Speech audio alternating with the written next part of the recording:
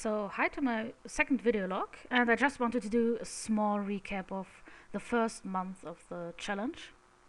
And I'll start by showing you two major bugs I found in my game on the last minute. And they were actually pretty easy to spot if you, were awake and looking for them. A tester found them and said, "Ooh, hey, your food objects aren't really moving." And I said, that's strange. And then I found the mistake in the tile generator script, because I was moving via transform position, and that meant that I would only transform the position of the object where the script is attached to. So that just wasn't going to work, not at all.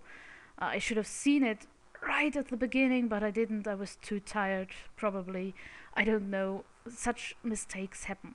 And it's good that I got another look at my script and actually found the mistake within a minute.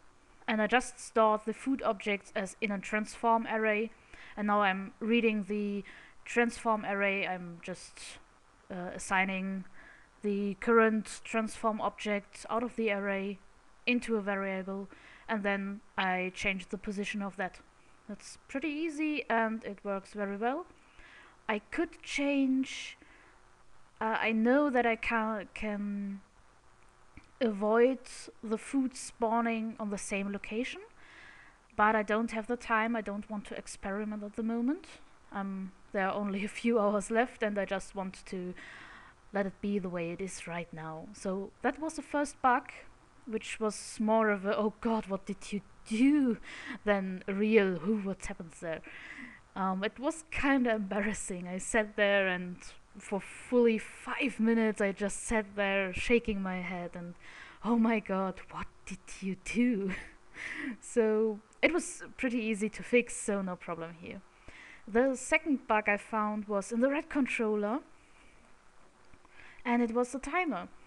My tester said, the timer is always running in the background. It's not stopping. So when you start the game a second time, from the ending screen, it'll start at about 30 seconds left or something like that.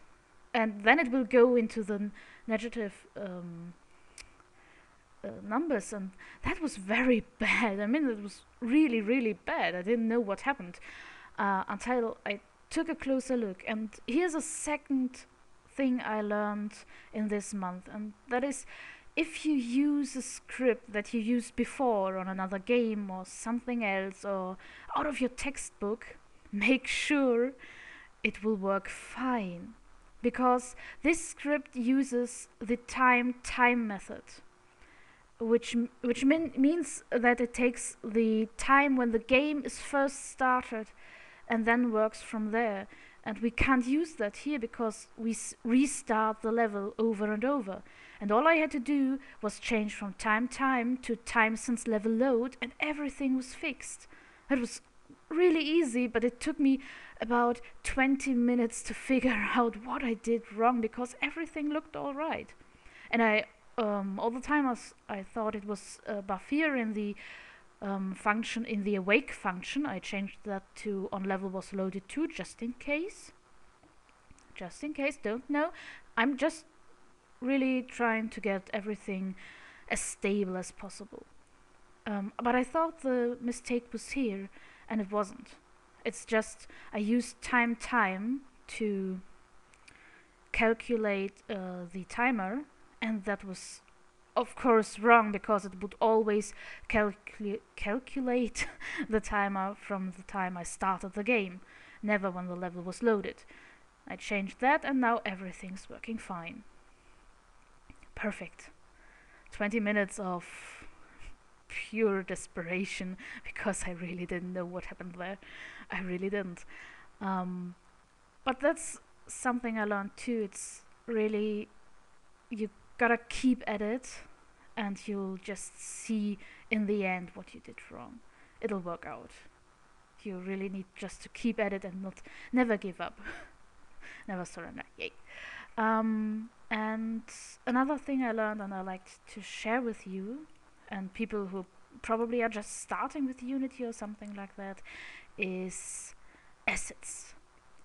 Oh boy, you need to. In the beginning, I just imported all the assets. I mean, every asset there is available, I imported it. And then I had this huge mess of assets, and every time I tried to clear one out or delete one, I would get a wall of warnings. And I get those nonetheless, but whew, that was really hard. So just import the assets you use. You can always import another asset. And oh god, yes, you need to really organize them. In the end, I just put everything into the main assets folder because I didn't have any idea anymore what I was doing there, and I could have avoided that from the start. I really could have. It would have made work a lot easier. And when you're starting with Unity, it's really tempting to import all the assets, but don't do that. Just take the assets you need, probably start without any assets at all, get your folders, create them, and then import what you need, because that's a lot cleaner. It'll save you so much work and so much, oh god, where did I put that? I had to do that a lot. When I was looking for, I don't know, for a, let's say, script, the tile generator, I always had to search for it here somewhere because I knew it was there, but I didn't know exactly where. So don't import all the assets. So what did I learn next? For the next month, I want to do a game.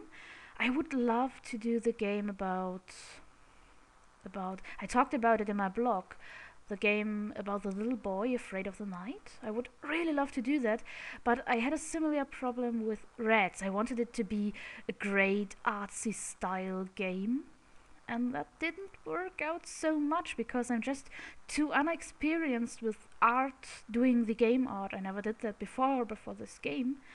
And the coding, I'm really just beginning to learn coding, and I just can't do complex. I can do complex things, but it takes more time, and I just have a month. So I don't know. Maybe I'll break down my concept to something easier, or I'll do something different, or I'll team up with someone. I don't know yet. But that's an important lesson. If you start doing this, if you start making games, try something as simple as possible. It's not really... Yeah, you may sit there and think, oh, that's so bad, I want to do the cool stuff, the AAA games, shooter, everything's cool. Boy, don't do that. It's just too much work at the beginning, and you'll just get frustrated. With this little game, and it doesn't look like much, with this little game, this was so much work in the first month. I really had to crunch last weekend to get this done. And with a bigger project, I wouldn't have been able to finish it. So something easy is fine, especially if you still have a real life. I got a job in the gaming industry, and they demand time, and so start with something simple. Yeah, I think that's about it. I will upload the game, my first ever finished game. I'm so excited. I really am. It's so cool. I just finished my first game, and it was so much work, and it's running, and it's not looking very pretty, but hey, it's working, and I got little cube cheese. My colleagues at work can't hear the word cube cheese anymore, I think, because all week I was like, oh, I made little cube cheese, and they are like, okay. So but that's cool. I finished my first game, and I hope to start the second game of the year in, well, tomorrow, next week, this weekend probably.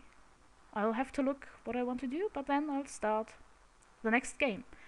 So if you have any wish to what I could talk about or show you in Unity, I'm still a beginner, so I know all the beginner mistakes, and I can probably show you how to avoid them, then just leave me a comment, and until next time, bye bye.